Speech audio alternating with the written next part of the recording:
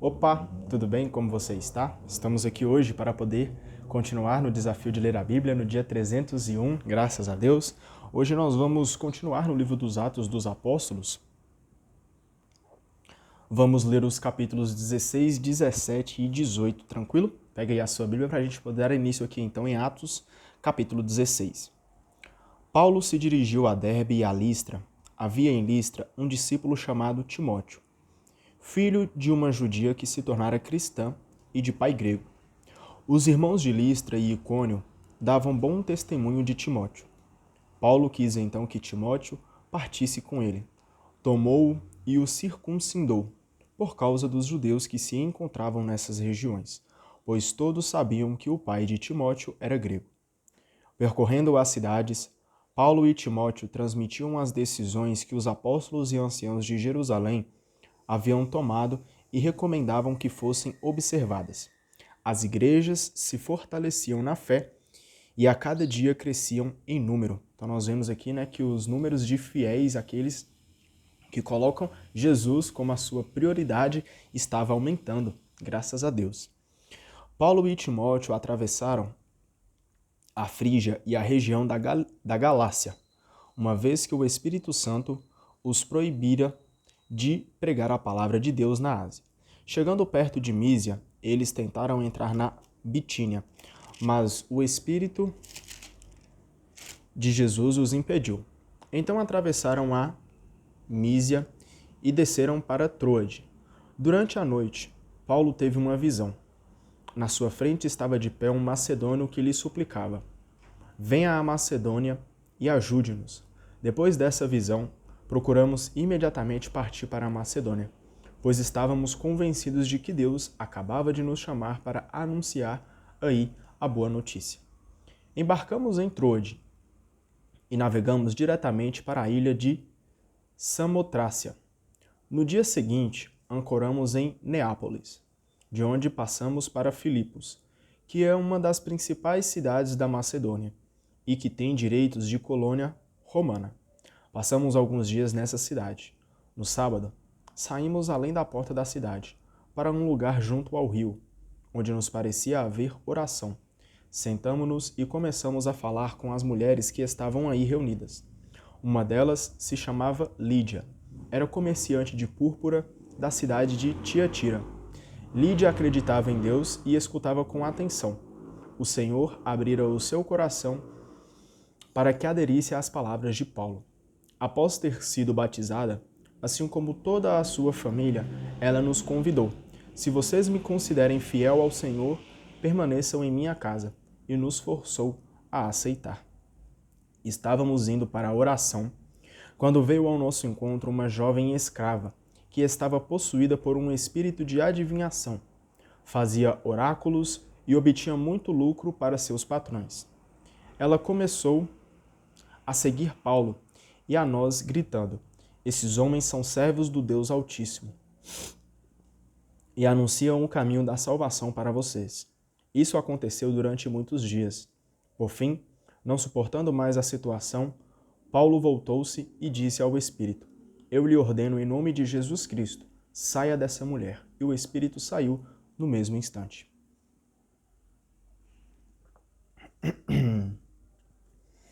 Os patrões da jovem, vendo que tinham perdido a esperança de lucros, agarraram Paulo e Silas e o arrastaram à praça principal.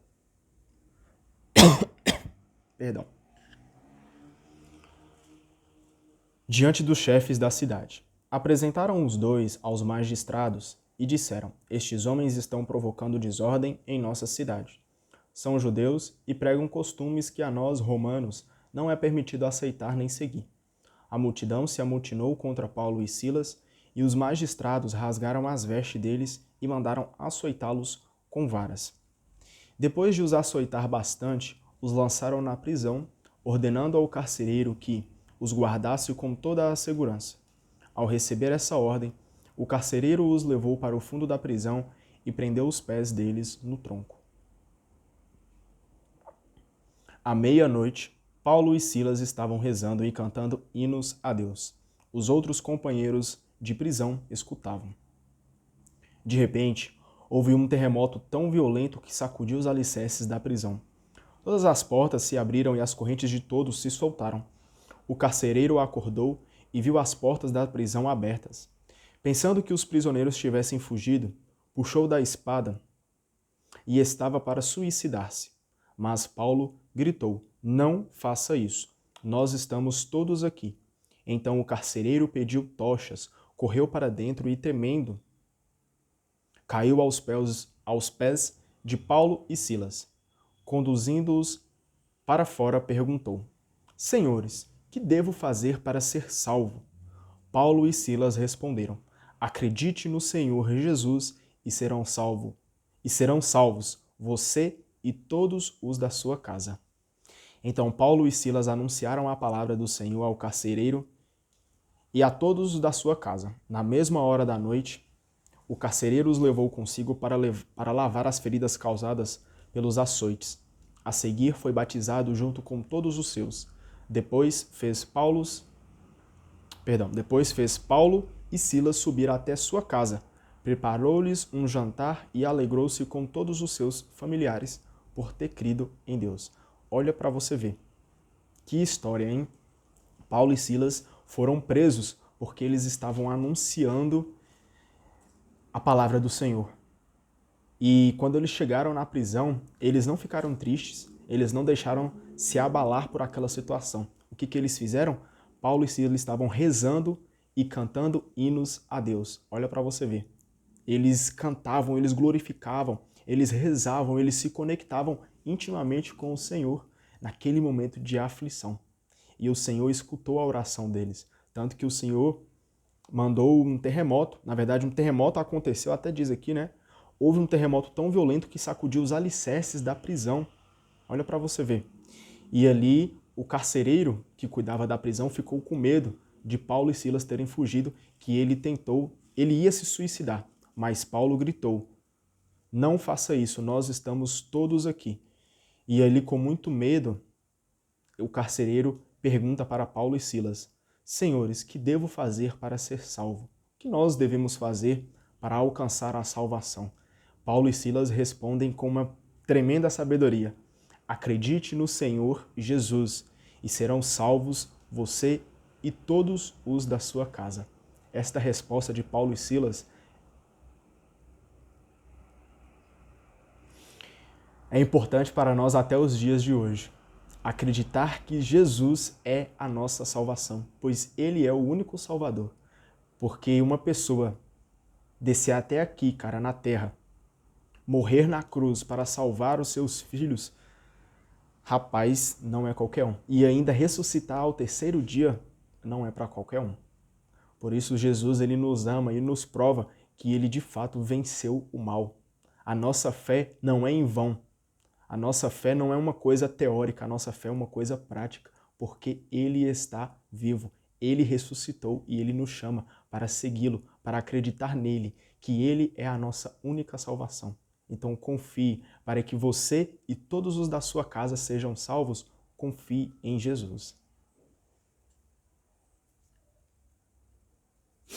Quando amanheceu, os magistrados enviaram à prisão os oficiais de justiça. Ordenando ao carcereiro: "Solte esses homens." O carcereiro anunciou a Paulo: "Os magistrados mandaram soltar vocês. Portanto, podem sair e ir embora em paz." Mas Paulo mandou dizer: "Fomos açoitados em público sem nenhum processo e fomos lançados na prisão sem levar em conta que somos cidadãos romanos. E agora querem que vamos embora às escondidas? De jeito nenhum. Que eles venham soltar-nos pessoalmente." Os oficiais de justiça comunicaram as palavras de Paulo aos magistrados. Ao saberem que se tratava de cidadãos romanos, ficaram alarmados e foram conversar com eles, e os soltaram pedindo que deixassem a cidade. Ao sair da prisão, Paulo e Silas foram para a casa de Lídia, aí encontraram os irmãos, os encorajaram e depois partiram. Capítulo 17. Passando por Anfípolis e Apolônia, Paulo e Silas chegaram a Tessalônica, onde os judeus tinham uma sinagoga.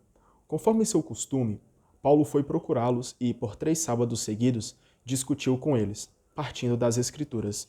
explicava e demonstrava para eles que o Messias devia morrer e ressuscitar dos mortos, e acrescentava: o Messias é este Jesus que eu anuncio a vocês. Alguns judeus se convenceram disso e se uniram a Paulo e Silas, assim como bom número de gregos que adoravam o Deus único, e não poucas mulheres da alta sociedade. Os judeus ficaram com inveja e reuniram alguns indivíduos maus e vagabundos, e provocaram um tumulto, alvoroçando a cidade. Alguns se apresentaram na casa de Jasão em busca de Paulo e Silas, a fim de os levar à presença da assembleia do povo. Não encontrando Paulo e Silas, arrastaram Jasão e alguns irmãos diante das autoridades e gritavam: estes homens que estão transtornando o mundo inteiro chegaram agora aqui também. E Jasão deu hospedagem para eles. Todos eles vão contra a lei do imperador, afirmando que existe outro rei chamado Jesus. Ouvindo isso, a multidão e as autoridades ficaram agitadas e exigiram uma fiança por parte de Jasão e dos outros irmãos. Depois o soltaram. Imediatamente os irmãos fizeram Paulo e Silas partir de noite para Bereia. Logo que aí chegaram, entraram na sinagoga dos judeus. Estes eram mais abertos que os de Tessalônica e acolheram a palavra com toda disponibilidade. Cada dia examinavam as Escrituras para ver se tudo era mesmo assim. Muitos deles abraçaram a fé e também um número considerável de gregos, tanto mulheres de condição elevada como muitos homens. Mas, quando os judeus de Tessalônica ficaram sabendo que Paulo anunciava a palavra de Deus também em Bereia, foram lá para agitar e confundir o povo. Imediatamente os irmãos fizeram Paulo partir para a costa, enquanto Silas e Timóteo permaneceram aí. Os que acompanhavam Paulo o conduziram até Atenas. Depois voltaram com ordens para que Silas e Timóteo fossem encontrá-lo o mais depressa possível. Enquanto Paulo os esperava em Atenas, ficou revoltado ao ver a cidade cheia de ídolos. Por isso, discutia na sinagoga com os judeus e pagãos que adoravam o Deus único. E todos os dias discutia em praça pública com aqueles que ia encontrando. Também, alguns filósofos epicureus e estoicos começaram a conversar com ele. Alguns diziam: o que estará querendo dizer esse charlatão? Outros diziam: deve ser um pregador de divindades estrangeiras, porque Paulo anunciava Jesus e a ressurreição. Tomando Paulo consigo, o levaram ao Areópago, dizendo: podemos saber qual é a nova doutrina que você está expondo? De fato, as coisas que você diz soam estranhas para nós. Queremos, portanto, saber do que se trata. Com efeito, todos os atenienses e os estrangeiros residentes passavam o tempo a contar ou a ouvir as últimas novidades.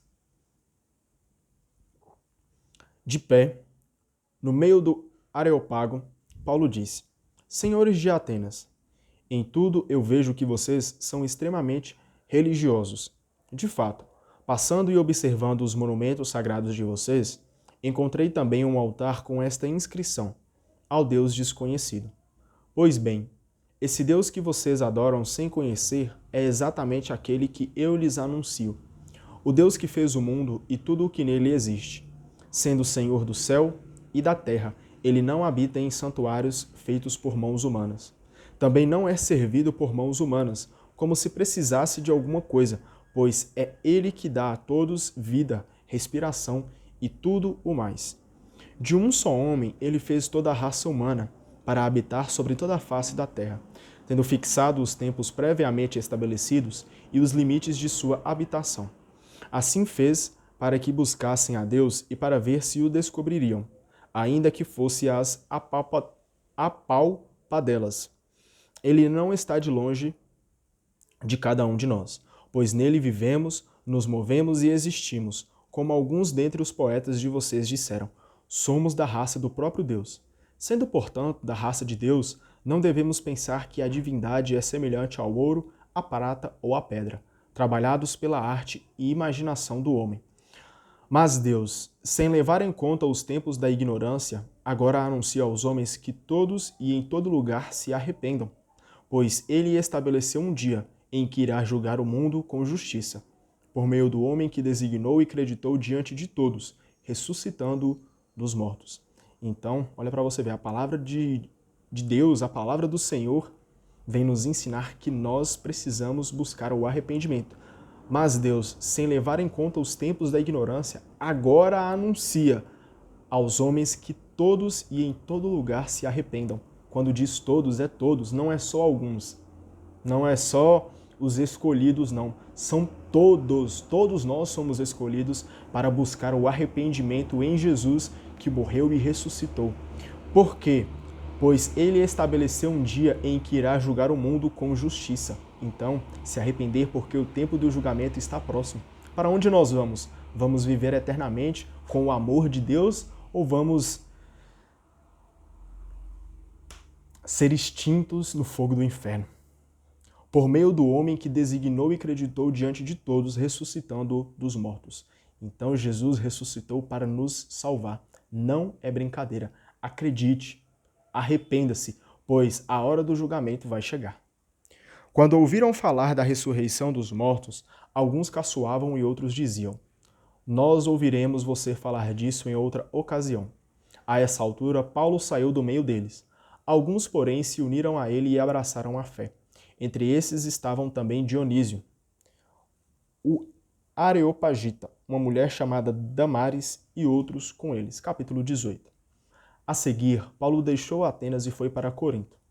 Encontrou aí um judeu chamado Áquila, natural do Ponto, que acabara de chegar da Itália com sua esposa Priscila, pois o imperador Cláudio tinha decretado que todos os judeus saíssem de Roma. Paulo entrou em contato com eles, e como eram da mesma profissão, fabricantes de tendas, Paulo passou a morar com eles e trabalhavam juntos. Todos os sábados, Paulo discutia na sinagoga, procurando convencer judeus e gregos.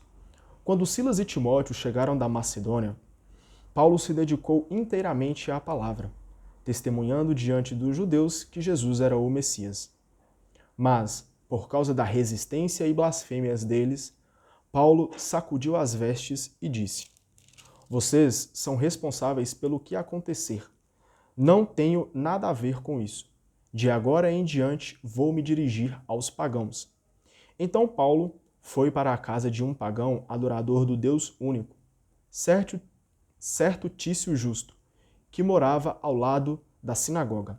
Crispo, o chefe da sinagoga, acreditou no Senhor com toda a sua família, e muitos coríntios que escutavam Paulo acreditavam e recebiam o batismo. Uma noite o Senhor, em visão, disse a Paulo: não tenha medo, continue a falar, não se cale, porque eu estou com você. Ninguém porá a mão em você para lhe fazer mal. Nesta cidade há um povo numeroso que me pertence. Assim Paulo ficou 1 ano e meio entre eles, ensinando a palavra de Deus. Então olha para você ver o que Deus falou para Paulo. Não tenha medo, continue a falar, não se cale, porque eu estou com você. O Espírito Santo de Deus está nos guiando, está nos encorajando e fala para não desanimarmos, para não termos medo, pois problemas nós vamos enfrentar, dificuldades nós vamos enfrentar. Mas a palavra de Deus nos encoraja, o Espírito que vem do alto nos encoraja e nós devemos permanecer firmes e fiéis à missão que Jesus nos entregou. Ide por todo mundo e pregai o Evangelho a toda criatura. Todos nós precisamos saber que Jesus é a nossa única salvação. Se você já colocou isso como centro, como prioridade na sua vida e você está ali buscando, mesmo com as suas dificuldades, viver o amor com Jesus, agora está na hora de você começar a pregar. É viver todos os dias, não só um dia, né? Não só no dia da decisão, falar assim, agora Jesus é o meu Salvador, pronto, não preciso fazer mais nada. Não, a decisão tem que ser diária. Decidir todos os dias que Jesus é o seu único Salvador e fazer a vontade dele, amar a ele sobre todas as coisas, e a partir disso, começar a pregar o Evangelho por onde você andar, para todos, para todas as pessoas, porque não são todos que sabem que Jesus é o único Salvador. Mas, se você tem essa consciência, chegou a hora de você comunicar para eles. Essa é a nossa missão. Na época em que Galião era prôconsul na Acaia, os judeus se insurgiram em massa contra Paulo e o levaram diante do tribunal, dizendo: este homem induz o povo a adorar a Deus de modo contrário à lei. Paulo ia tomar a palavra quando Galião respondeu aos judeus: judeus, se fosse por causa de um delito ou de uma ação criminosa, Seria justo que eu atendesse à queixa de vocês? Mas como é questão de palavras, de nomes e da lei de vocês, tratem disso vocês mesmos. Eu não quero ser juiz nessas coisas. E Galião os mandou sair do tribunal. Então todos agarraram Sóstenes, o chefe da sinagoga, e o espancaram diante do tribunal. E Galião nem se incomodou com isso. Paulo permaneceu ainda vários dias em Corinto. Depois despediu-se dos irmãos e embarcou para a Síria, em companhia de Priscila e Áquila. Em Cencreia, Paulo raspou a cabeça, pois tinha feito uma promessa. Quando chegaram a Éfeso, Paulo os deixou e entrou sozinho na sinagoga, onde começou a discutir com os judeus. Estes pediam que ele permanecesse mais tempo, mas Paulo recusou. Todavia, ao despedir-se, falou: Voltarei de novo para junto de vocês, se Deus quiser. E partiu de Éfeso. Desembarcando em Cesareia, foi saudar a igreja e depois desceu para Antioquia, onde permaneceu por algum tempo. Em seguida, partiu de novo, percorrendo sucessivamente as regiões da Galácia e da Frígia, fortalecendo todos os discípulos. Chegou a Éfeso um judeu chamado Apolo, natural de Alexandria. Era um homem eloquente, instruído nas Escrituras. Fora instruído no caminho do Senhor e, com muito entusiasmo, falava e ensinava com exatidão a respeito de Jesus, embora só conhecesse o batismo de João. Ele começou então a falar com muita convicção na sinagoga. Ao escutá-lo, Priscila e Áquila o tomaram consigo e, com mais precisão, lhe expuseram o caminho de Deus. Como ele estava querendo passar pela Acaia, os irmãos o apoiaram e escreveram aos discípulos que o acolhesse bem. Graças à iniciativa divina, a presença de Apolo foi muito útil aos fiéis. De fato, ele rebatia vigorosamente os judeus em público, demonstrando pelas Escrituras que Jesus é o Messias. Graças a Deus, cara. Assim a gente finaliza com a leitura do dia de hoje, né? E aqui, como diz na palavra, Jesus é o Messias. É ele que foi o enviado para nos perdoar, para nos salvar. Por isso, confie e ame a ele acima de todas as coisas. Amém? Muito obrigado pela tua presença. Até amanhã. Tchau, tchau.